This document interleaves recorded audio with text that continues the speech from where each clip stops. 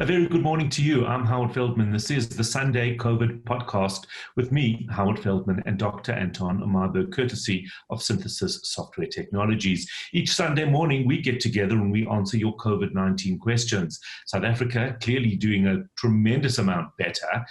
Talk around the country going to level 1 lockdown. What that means is nothing anybody is certain about or clear about. It probably means open borders. It means great economic activity. It unlikely means greater gatherings in terms of numbers of people for sports and religious events, but that is yet to be seen. We will get information around that shortly, and we'll be able to respond to you on that and to your questions. A lot of today's focus is also going to be around the upcoming Jewish high holidays as they begin on a Friday evening coming. Can you go to synagogue? Who can go to synagogue? What is the behavior expected from you? If you are going to people, if you're inviting family over, how does that look? We've got a lot of questions from you. We're going to add some more in just to round that out a little bit. Lots of questions from, in fact, around the world today. We thank everybody. We'll try and get through as many of them as possible. Dr. Anton Meyberg, a very good morning. I see you are in your scrubs, which means you're on call this weekend. How does it look? So good morning. The actual outlook at the moment is quite positive. Currently, we're sitting on 28,957,157 cases worldwide, with 924,801 deaths and 20 million cases that are resolved.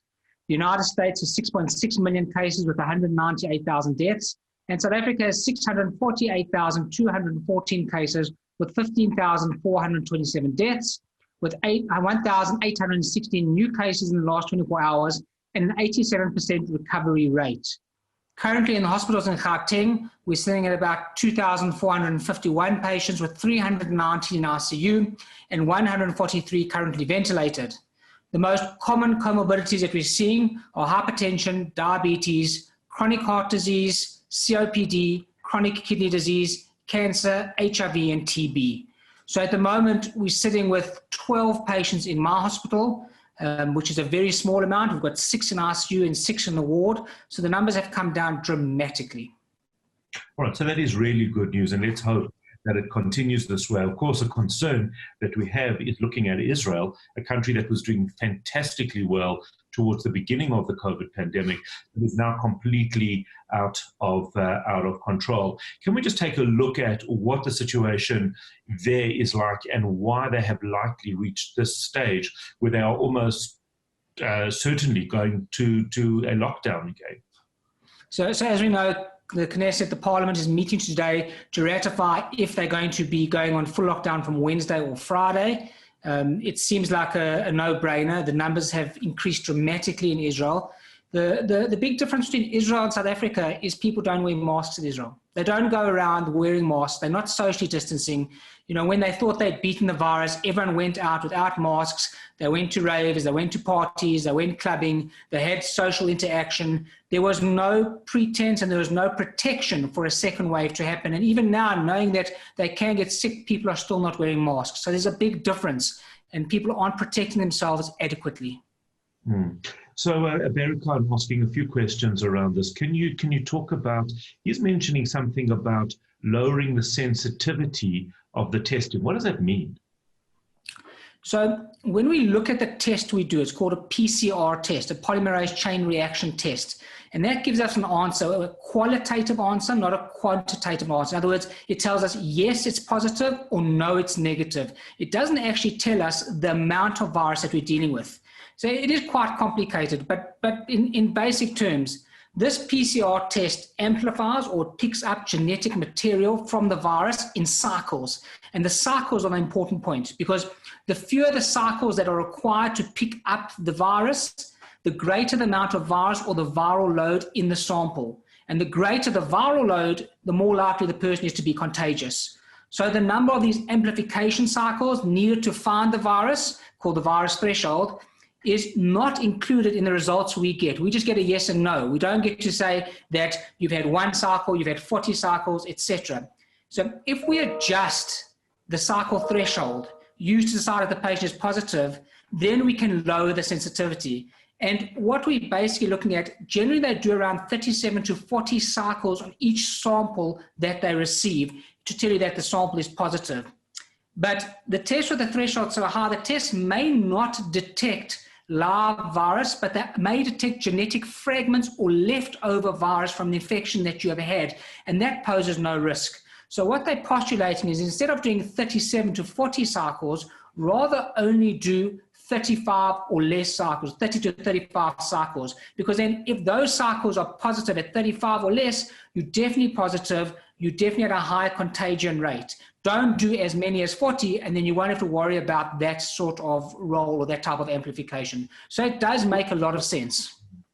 It also surely has the benefit of saying, well, okay, if you do have this, then you're a case that probably needs to be taken a bit more seriously. More seriously, and isolation much more seriously, and quarantine, etc. But it's a very, very good idea, but it's all between quantification and qualification. Right. He's also asking me in Israel about high positive number of cases versus low mortality rate. We're also seeing that here, aren't we? Or we have seen that. But I think we're very similar to Israel in that respect. In certain regards, in this country, we're a first world country, just like Israel with our medical science. Okay, we're on the same page. We've got high expectations for our medical fraternity. We do the same type of testing. We do the same treatments for our patients. And just like them, we are using all the same medications and the same type of treatment plans in order to treat patients. And this has helped us dramatically in lowering the mortality rate. So the mortality rate in Israel, yes, the numbers are going up, but the mortality rate is still very low. And they are keeping track of that because they are treating patients early and treating patients effectively. In terms of treatment, has anything changed in the last few weeks? You're still using the style and the regimes that you were, plus... There's a few things that have been tweaked, nothing dramatic, but initially we were saying that you would only use remdesivir, that's that antiviral drug, if the patient was on oxygen. Now we've taken the oxygen out of it. We're saying if the patient comes in, they're sick, you start them on remdesivir straight away. And we are seeing a difference between patients on remdesivir and corticosteroids and anticoagulation doing much better when started earlier. So who knows? As I say always, we're learning new things every day. Protocols are changing, and hopefully we're in for some new treatments. I did see the other day that there's a treatment that they're looking at, an antihistamine H1 blocker and an H2 blocker. That's different types of antihistamines to block the COVID virus that may potentially help with the virus. So we'll wait and see what the trials show. But you wouldn't use remdesivir at home. You wouldn't. No, first of all, remdesivir is an intravenous drug. It's a very expensive drug and needs to be monitored. You need to monitor a person's liver functions. You need to monitor their profile and all the other bloods with it and how they're doing on it. So it cannot be administered at home. Leanne is saying kids full of allergies at the moment, sneezing, itchy, sore throats, blocked and running noses. Some of these symptoms are similar to COVID-19. How do we actually know? Yeah, well, welcome to our world. It's not easy, okay? You've got to discern between flu, between allergic rhinitis, and that's where your general practitioner, your family doctor comes, or look at you blowing your nose there, aren't you showing off? But that's where your general practitioner and your family specialist come into play here, because they know you, they know your family, they know, do you typically get allergic rhinitis, inflammation, sinusitis this time of the year? Is there a fever related? Is there a fever attached to it? And together they can help with that. Now, seeing the cat walking in front of your monitor there, no wonder you're blowing your nose and have got allergic rhinitis, but say no more. So as your family physician, I'd say to you, don't worry. You don't have to worry. You don't have to isolate or quarantine. Can I go to shul? So the shul question is a very difficult question. My belief is that if you are healthy and if you are well and you're under the age of 65 and you've got very well managed comorbidities, the answer is yes. But if you're a social menace and a mingler and you're going to mingle with people afterwards, not only are you doing yourself a disservice, but you're doing your whole community a disservice. Because if you know it's difficult for you to stay and not speak to people, if you think people are going to get offended if you don't speak to them, don't put yourself in that situation. And don't put other people in that situation. So it's a balance between the medical side and the social side, and you've got to interact the two together. Did you just call me a social menace? I think I did, eh? I think you just did. Probably. A social menace. Hypothetically. Hypothetically. So if I were to be a social menace or a mingler, then you would recommend I'd recommend not from a health point, I recommend from the health of other people that it's recommended not to go to the synagogue. And despite the baldness, that would, because in fact, Reuven's saying, is it true that smearing a bald head with honey and eating apples will reduce comorbidities? Well, Reuben, you've got to be very careful because there's no diabetic honey. So just be careful that the person's not diabetic and bald, because then you're in for a bit of a rough ride. Exactly. Carla wants to know, do we anticipate a second wave or a second surge following what's going on overseas? There's no doubt. We are definitely going to get a second wave. We're definitely going to get a second surge. All the medical professionals all over the country are united on this. We know that it's going to happen. The point, or the salient point that we're trying to make, is that if we continue protecting ourselves, if we continue wearing masks, social distancing, washing our hands, just going by the rules, then the second wave or the second surge we get will be much less, and hopefully it will be much less from a mortality point of view and from a numbers point of view, and we can control that. In a lot of countries overseas, they are having second surges and second waves, but their mortality rate is lower. But then you look at a country like the United Kingdom, they're now going onto lockdown. They now have been told they're not allowed to have more than 6 people in their household. That's included, so if you've got a family of 5, you're allowed to have one person over for a meal. If you've got a family of 7, I suppose you've got to send the child out and get them adopted or something. But I mean, there's trouble. There's trouble all over the world: Spain, Israel, London. So the second surge is coming, and we don't know when it's coming, but we need to try and delay the ramifications of what it can do to us. It's kind of interesting because I'm starting to see a lot of questions around how long do we need to wear masks for. Now, it was interesting because yesterday I had a conversation with somebody and they said to me, why do you guys keep saying wear masks, wear masks? There's nobody that doesn't think we need to wear masks. It's like smoking. We know smoking is bad for us. Nobody needs to be told that. But then when I start to see some of these questions, and not unreasonable questions, people saying, how much longer does one predict that we'll have to wear masks for? Is it a disadvantage during exercise? Somebody else saying, is it true that if the numbers go to between 500 and 600 new cases per day, then masks won't be mandatory? It's interesting because now there's starting to be a conversation about, well, how long do we need these masks for? You see, and that's the whole point of us speaking about it, is that as numbers lessen, as the cases lighten, people's natural instinct to say, okay, things are better. We can take off our masks. It's the same thing that when you do something wrong and there's a legal presence or a police presence around, as soon as they're not around, you kind of drop your guard. So you have to wear the masks. There's no doubt about it. And we have to keep hammering wearing the masks. Why? Because this is a non-pharmaceutical intervention that works all over the world. And throughout our country, we've seen it works dramatically. Because of the fact that people are wearing masks, we are spreading less virus. We are doing almost like a lockdown with the masks. So it's a quasi-lockdown by wearing masks. And we have to protect ourselves. We're decreasing the spread of virus. We're decreasing the spread of bacteria. We are helping our fellow human being. So we will have to drive it home every single week. You have to wear your mask, and you have to put on your mask and wear it correctly, not below your nose. It's not a nose mask. It's not a chin mask. You can't keep on touching your face, pulling it down, pulling it up, touch it on the sides, sanitize, wash your hands, but keep the mask on. And you can exercise with it, and you can do things with it. It is possible, it is real, and it is easy. It becomes something that becomes habit forming, that you can get into that habit. I feel like I need to say to you that you're shouting at us and that people respond better when you... No, I'm encouraging, okay? Because I encourage everybody to wear it. We passed the stage of shouting. We don't have to shout anymore. People realize this is an important thing. We have to do it. And more so now that we're going to be going to synagogues, and more so now that we're going to have some semblance of social interaction with meals over the festive season, we have to be extremely careful. Can I just ask you, it was interesting, I went to visit somebody yesterday who isn't well, and we sat outside fairly far apart. Would we need to sit outside far apart, more than, I would say, 3 meters or so, and still wear a mask, or can we sit outside in those kinds of distances without a mask?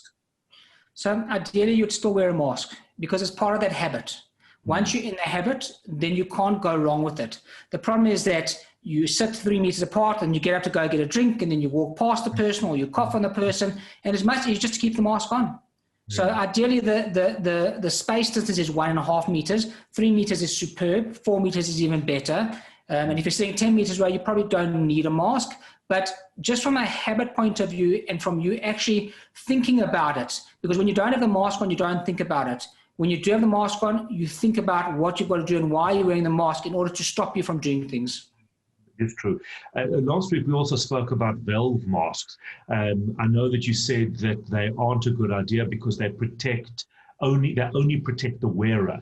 But a question from one of our viewers is: if the valve mask is branded with a Liverpool icon, can one wear it? So I would definitely wear one of those in my own office, secluded away from everybody else.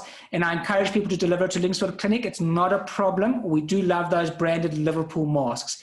But at the end of the day, unfortunately, we still don't advocate the use of valve masks because of the fact that it spreads virus to other people. If you're in your own home environment and you're not having people over and you're with your own people and you need to wear it, I wouldn't understand why you'd wear one in your own environment, but then you can wear one there. But it's all about protection. It's all about being clever, and it's all about doing things properly.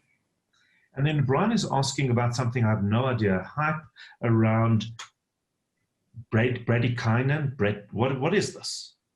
Okay, so this is now one of the newer buzzwords. It's kind of like the cytokine storm. It's called the Bradykinem storm. Okay. And it interweaves with your loss of sense of smell and a gel-like substance that forms in the lungs and abnormal coagulation, abnormal clotting. This is the whole cytokine storm story.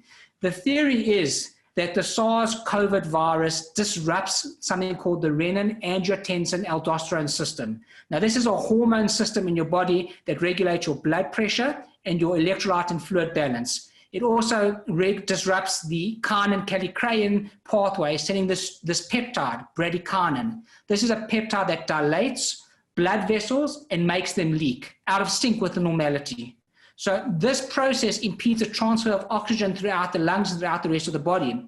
So when the virus interacts with the ACE2 receptors, it triggers an abnormal response in releasing this bradykinin, causing a cough, causing loss of smell, a loss of taste, causing increased fluid in the lungs. And this is why when you get this gel-like substance in the lungs, it's so hard to ventilate people, and you've got to try and avoid ventilation in patients as much as possible.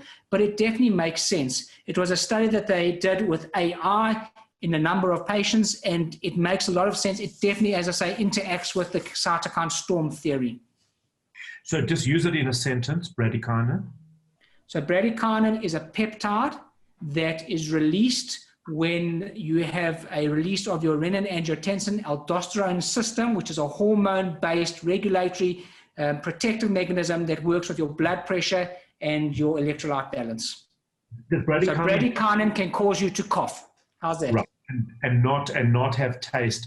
That's almost it's this responses that we've seen happening to COVID-19 patients, but it bundles it together really. Bundles it together, and it explains a lot what happens together with your cytokine storm as well as all your symptoms that you're getting, and it makes it much more tenable to understand why you can and can't do certain things with the virus.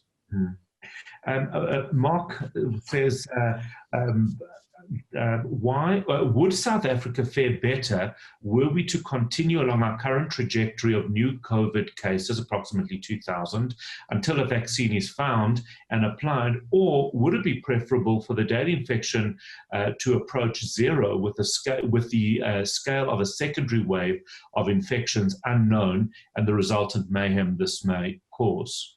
Yeah, that's a tough question, Mark, because if the cases do go down to zero, then all resistance crumbles. Everyone's going to drop all their guards. Everyone's going to stop doing everything, and understandably so. I mean, how can you stop people from doing things when there's no evidence of any virus? You can't, we don't perceive that we're going to be wearing masks for the rest of our lives.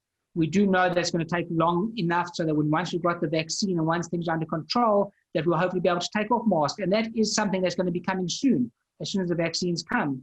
But once again, we're human beings, and we can't follow rules all the time. So if the numbers do drop down to zero, we will start socially interacting, we will stop wearing masks, and then you've got your R0 will go up, or your RT number, that transfer number will go up, and you will be able to transfer the virus because we don't have that herd immunity yet, and we don't have the vaccine yet. So if the numbers can grumble at a lower amount, like around 1,000 or less a day, and we can still put in all the measures, that might be the better alternative until we get a vaccine and herd immunity. So somebody says, please ask this anonymously to protect me from mortifying my teenagers, which I think it's actually a very real issue now around how much we let go. And I know we're dealing with it in my own home. Do we allow teenagers to play sport? Do we allow them to go out a little bit? How much are we able to release our hold on our teenagers? If they do go out, the older ones, can they go in a car with friends? As of last week, we all thought the state of emergency in the country was ending on September the 15th. We now know it's been postponed or delayed until the 15th of October. And that makes you think that even though we are winning against the virus, we've still got to protect ourselves and we've got to protect each other, because the virus is still out there.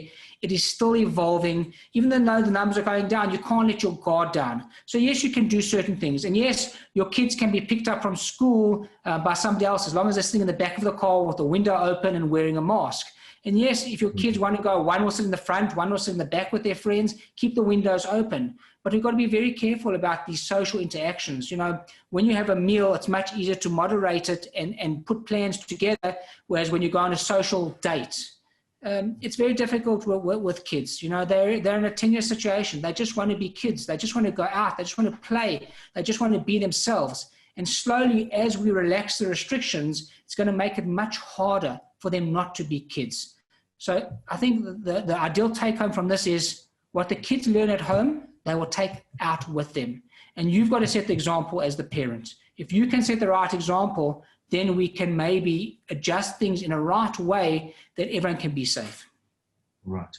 Okay, let's just talk now about the upcoming high holidays. But in fact, it's useful information for everybody, whether you're going to synagogue, church, or mosque, whether you are entertaining people on a Sunday or at Shabbat meals. Let's just talk about that. We are 6 days away from it. It's a very difficult time for people not to interact.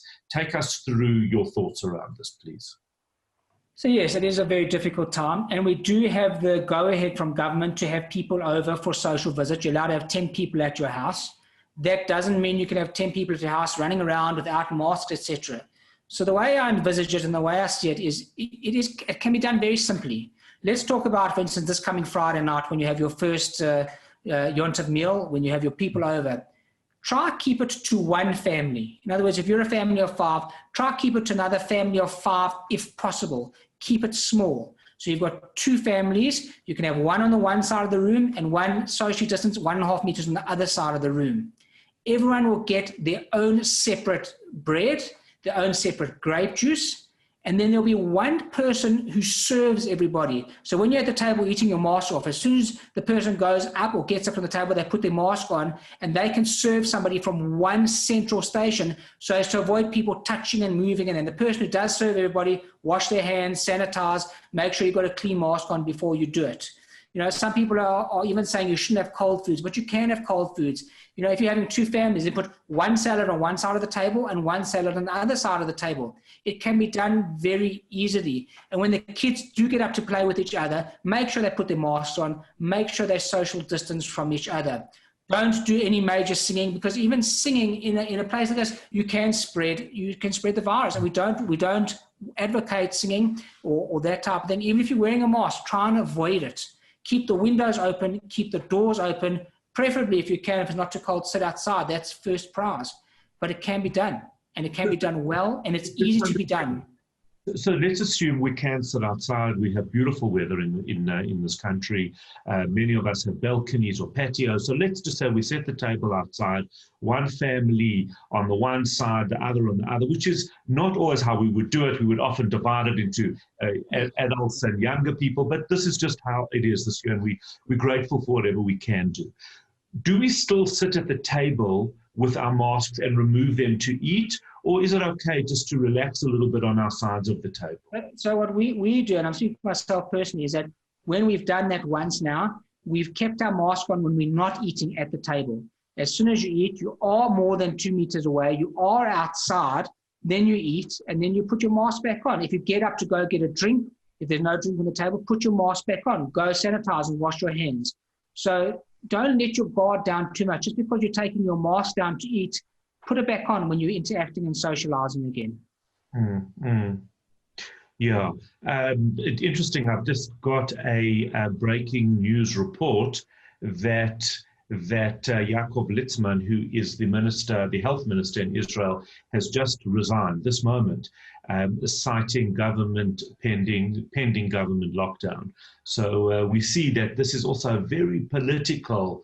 I think to some extent we're quite blessed in South Africa that obviously there's politics involved, but not to that extent. Yeah, no, 100%. And it'll be interesting to see why he's resigned. Did he not get his way with regards to what they wanted to do with the lockdown, or did they get the lockdown way and has he disagreed with it and decided that's not for him? So we'll wait and see. Right.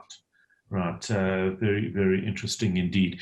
Just going back to Synagogue Services, obviously people need to adhere to the environment that they're in. There's going to be COVID marshals or COVID support.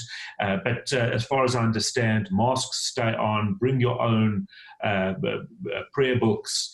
It's important. We've got to clarify this, okay? Because certain synagogues are having more than one gathering, okay? You're only allowed 50 people at a gathering. So certain synagogues have 3 to 4 gatherings in different areas outside. And each of those synagogues will have different entrances for each of those gatherings. So different areas where people have got to go through so that there's no mingling and there's no bottlenecks of people going through there. You have to wear your mask at all times. You don't bring drinks with you and drink stuff around there. Bring your own prayer apparel, bring your own prayer shawl, your talit, your siddurim, your books of prayer, all that type of thing, and social distance. And it can be done. There'll be one person leading the service, minimal, if any, singing at all. The service will be quick, less than 2 hours. And I have to say something here. I have heard of some communities in our community that are planning to do 2 to 4 hours, and that is just wrong. We are one community. We need to stick together as a community and follow the rules. And this is me shouting. Yes, I am shouting. Because if we can't work together during this time, then we are going to bring the surge on. Okay, we have to work together and follow the rules. The rules have been set out. They may be pedantic, they may be strict, but they are there to protect us. Not one soul is more important than the other. Do things the same, do things correctly, so we can all be on top of it. So do you think, would you object to a service that is under 2 hours and people go away for 2 hours, let's say, or an hour and then come back? All that's going to do is going to promote mingling. That's all it's going to do. People are going to not go home. They're not going to stay around. So a 2-hour service, you can do it. Remember that 6 months ago, we didn't even have services. So how lucky are we that we can have services now? How blessed are we when they can't have them potentially in Israel and potentially maybe even not even in London? So last year, this time, and we stood in synagogue. Of course, we had absolutely no idea. And I know you that you spend a lot of time thinking about your patients and about people who aren't well, and you consider the year that was the year that going to be in your wildest dreams. Could you ever have imagined that little thing that says, who's going to live and who's going to die and how they will die? Will it be by illness, by flood, by fire, by the sword, or by plague? In our wildest nightmares, never mind our wildest dreams, we never anticipated something like this happening. This was never on the cards. You used to look at that prayer and say, die by plague, and skim it over because that's the thing for the olden days. This is not a normal thing. And now it is our normalcy. It's a normality. We're dealing with it now. This is our reality. So anything can happen. And I think it changes your mind shift over this high holy period of thinking about what's really important to you, from your health to your success, to your friends, to your family, just to being people and who people are and who you are and what your needs are and what's important. So let's leave people with a thought ahead of the Jewish New Year, ahead of this time. What is your wish? What is your thought? What your reflection? Before I start on that, okay, I just want to quote something which I heard today, which I think is quite definitive of our country. Okay? South Africa is a country with special people who riot over shampoo when there isn't enough electricity to power a hairdryer. So, thinking about that, the good news is we are entering the period of the Jewish New Year. It is a solemn, special time for us all. The numbers are decreasing dramatically. Don't let your guard down. The virus is still with us. And of course, I would be amiss if I didn't say, Liverpool, the reigning champions of the Premier League, are now 3 points up as of last night. You'll never walk alone. And to just say one thing, may we all be inscribed in the book of life. May we merit to deserve the blessings of health, happiness, success, and family. Be safe and be well. Dr. Anton Meyberg, thank you as always. It's been quite a 6 months of Sundays. Next Sunday, we will not be recording the COVID podcast because it is the Jewish festival of Rosh Hashanah. We'll be back with you in 2 weeks' time. From me, Howard Feldman, on behalf of Synthesis Technologies as well, wishing everybody a safe, abundant, healthy year ahead, leaving you with friendship, with brotherhood, with peace and love. Have a great one.